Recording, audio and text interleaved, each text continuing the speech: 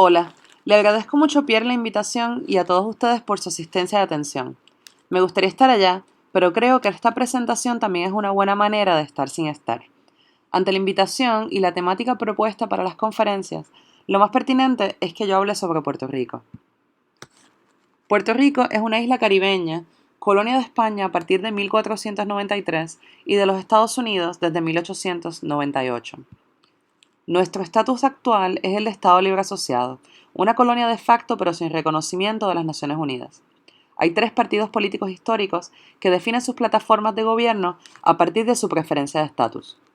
Actualmente la isla se encuentra sumida en una profunda crisis económica. Precisamente por el régimen colonial imperante, la cultura siempre se ha visto como un espacio a controlar. El desarrollo de un nacionalismo cultural que a la misma vez no afecte el estatus político de la isla ha sido clave para el mantenimiento del status quo. La cultura oficial de los años 50, auspiciada por el gobierno, fue paulatinamente reemplazada por las posiciones de desilusión y disidencia de los artistas a partir de los finales de los años 60. Estos son algunos de los hechos que recrudecieron las posiciones políticas de la época. En el contexto del Museo de la Memoria, quiero traer a colación ciertos gestos y acciones gráficas o performáticas realizadas por artistas y poetas en Puerto Rico, particularmente en la década de los 70. Estas han quedado mayormente fuera de la historia del arte local.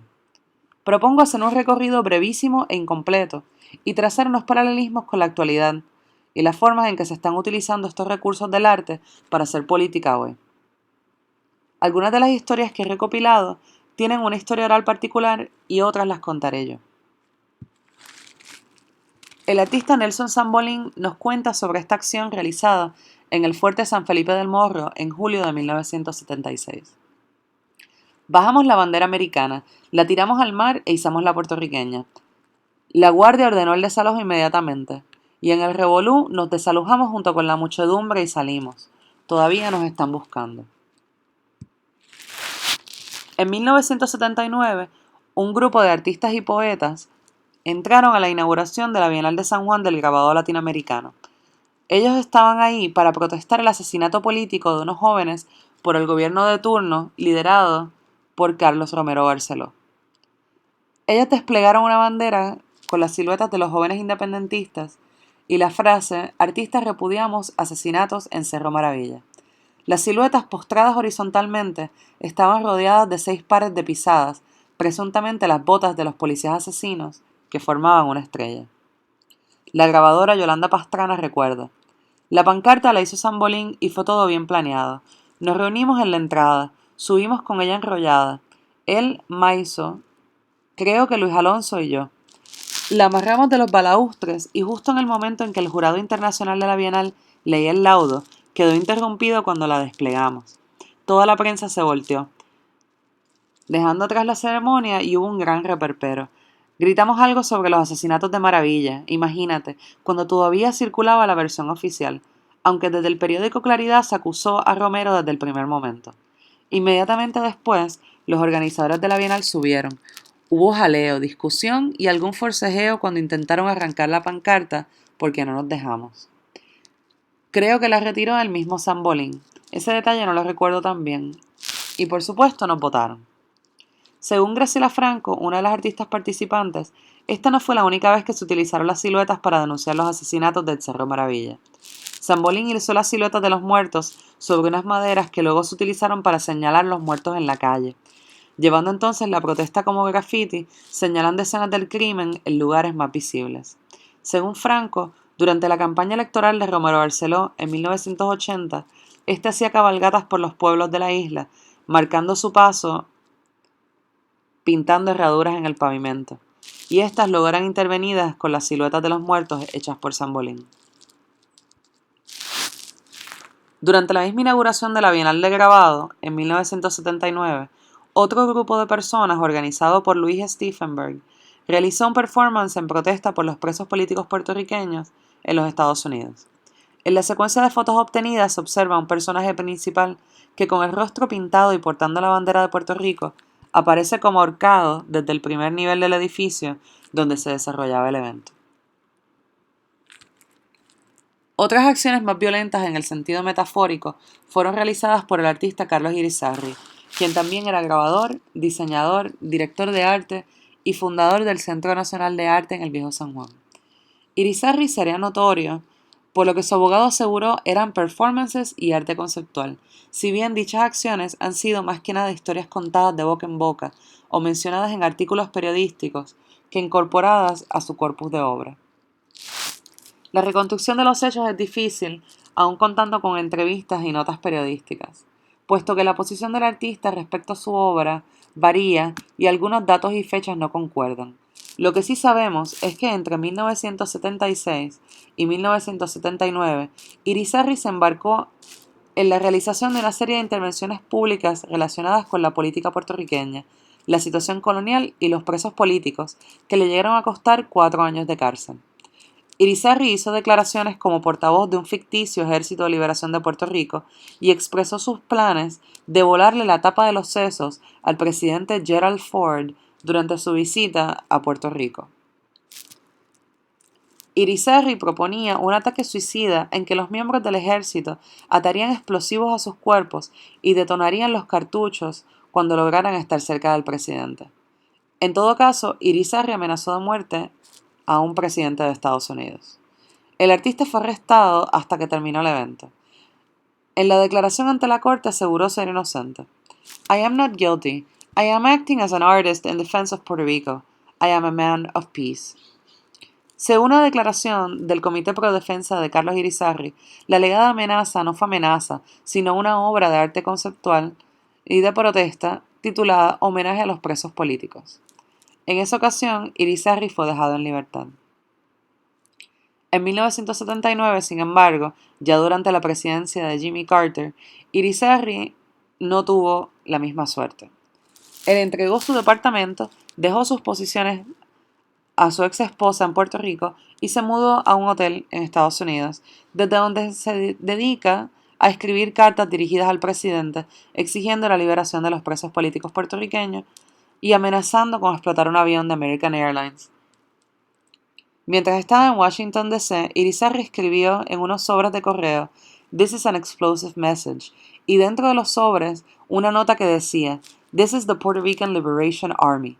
If you do not liberate the Puerto Rican nationalist prisoners, we are going to blow up an American Airlines flight. Please send this message to President Carter so he can liberate them." Según Irizarry, la planificación tomó mucho tiempo y todo salió según mi concepto del arte conceptual. Aunque inmediatamente el artista se contradice, diciendo que su amenaza se convirtió en arte conceptual debido a su abogado. Para él, era real, era terrorismo. En esa ocasión, Irizarry no tuvo tanta suerte y su defensa de arte conceptual no se sostuvo, pasando 4 años en la cárcel. Las elecciones de 1980 en Puerto Rico marcaron un momento muy importante en la historia del país, no solamente porque el gobernador Carlos Romero Barceló, del partido anexionista, logró una cuestionada y estrecha victoria, sino también porque marcó un hito en la intervención ciudadana y artística en la política isleña a través de una campaña independiente llamada el Gobierno Araña. Esta campaña fue llevada a cabo por el Comité Pro Defensa de la Cultura, un frente amplio de trabajadores de la cultura que se unieron bajo el pretexto de hacerle frente a una serie de leyes de la cultura propuestas por Romero Barceló en 1979. Estas leyes proponían la creación de una compañía que actuaría como entidad sombrilla para otras corporaciones culturales, debilitando efectivamente al Instituto de Cultura puertorriqueña en cuanto a recursos y dimensión de su influencia. La campaña también constituyó la cristalización de un movimiento cultural de oposición que llegó a su máximo punto de agitación en las elecciones de 1980, culminando una década de creciente persecución política y lo que el sector independentista consideró como ataques a la cultura puertorriqueña. El caso específico de la campaña del Gobierno Araña consistió en una gráfica y una canción distribuidos como afiche, adhesivos y disco EP, además de anuncios en la radio y prensa. La campaña, conceptualizada por Edwin Reyes, fue realizada gráficamente por Gache Franco. Según lo recuerda Elsa Tío, una de las colaboradoras del comité, estas décimas creadas por el poeta Edwin Reyes causaron sensación. El símbolo de la palma como una araña captó la atención del pueblo al denunciar el asalto al Instituto de Cultura y los asesinatos del Cerro Maravilla. Una persona se me acercó porque quería grabar las décimas para regalar y reprodujo 1000 cassettes. El pueblo clamaba porque quería tener una copia. Se los entregué a Edwin, que los repartió y también los vendía en la librería Bell Book and Candle, donde él trabajaba entonces. Encima del cassette se le pegó un sticker con el logo que hizo Gache.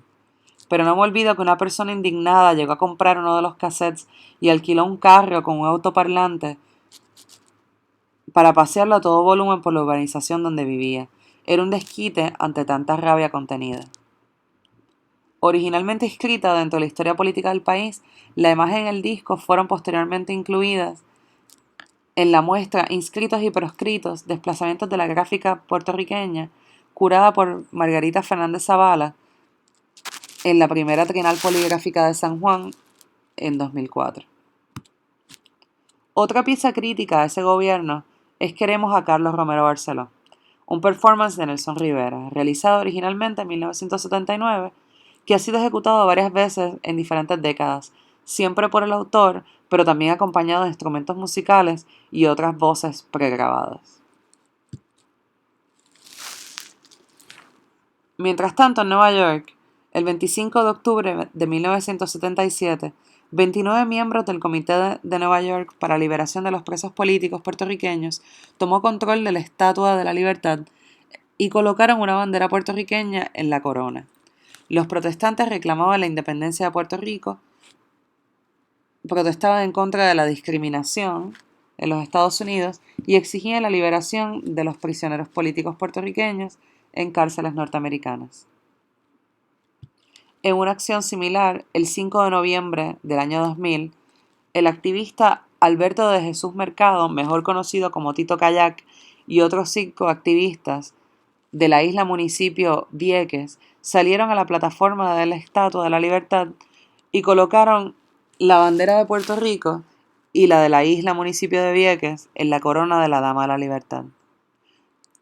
Tito Kayak y los otros activistas protestaban la ocupación y el uso por parte de la Marina de Estados Unidos de la isla de Vieques para ejercicios militares que incluían el uso de munición viva o real. Durante los años de protestas y desobediencia civil previo a la salida de la Marina, en el año 2003, los pescadores viequenses utilizaban sus barcos para entrar en zonas restringidas e interrumpir las prácticas militares. Otro recurso que utilizaban era arrojar globos con pintura a los barcos militares para taparle el código de identificación y así inutilizarlos por un tiempo, dándole otro significado al término action painting. El activista Tito Kayak primero se hizo famoso en la isla por unirse a los pescadores en actos de desobediencia civil en su kayak. Años más tarde, utilizó ese modo de transportación para navegar desde Venezuela hasta Puerto Rico, un tramo que se cree hicieron los primeros pobladores de la isla, exigiendo la libertad para Oscar López Rivera, un preso político puertorriqueño y el más antiguo del mundo. Hasta ahora he presentado varios ejemplos de trabajo político con elementos estéticos de diferentes niveles de intencionalidad, muchos refiriéndose específicamente a la independencia de Puerto Rico, represión, abusos por parte de la Marina de Estados Unidos y a los presos políticos puertorriqueños.